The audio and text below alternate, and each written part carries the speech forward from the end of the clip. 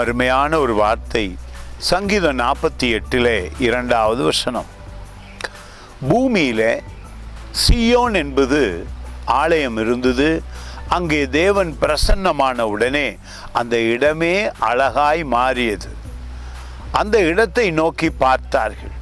ஆனாலும் இந்த காலத்திலே, பழைய ஏற்பாட்டிலே தேவன் பிரசன்னமான இடம் அவ்வளவு அழகென்றால், புதிய ஏற்பாட்டிலே மறு பிறப்பு அடைந்திருக்கிறோம்.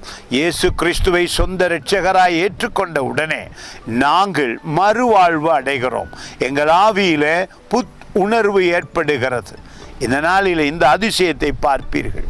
பிசாசானவன் உங்களை சேதப்படுத்தி உங்களை அழித்து விடலாம் என்று நினைக்கும் பொழுது இயேசு கிறிஸ்து சிலுவையில சத்துருவை முறியடித்து உயிர்த்து எழுந்து இன்றும் ஜீவிக்கிறார். நேற்றும் இன்றும் என்றும் மாறாத அவரின் அழகு எப்பொழுதும் உங்களுக்குள் இருந்து அதிசயம் நடக்கும்.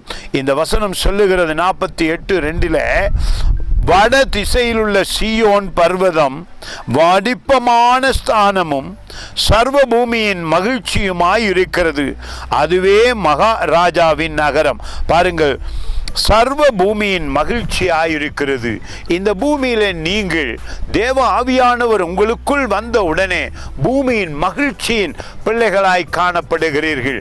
அவருடைய வார்த்தையை நேசித்ததினாலே மறுவாழ்வு உண்டாகிறது.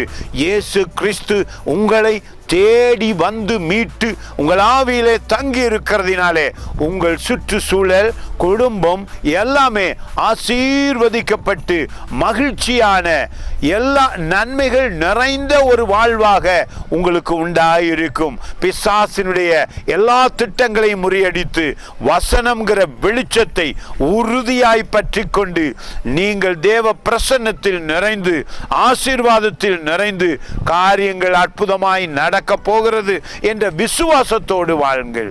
God bless you.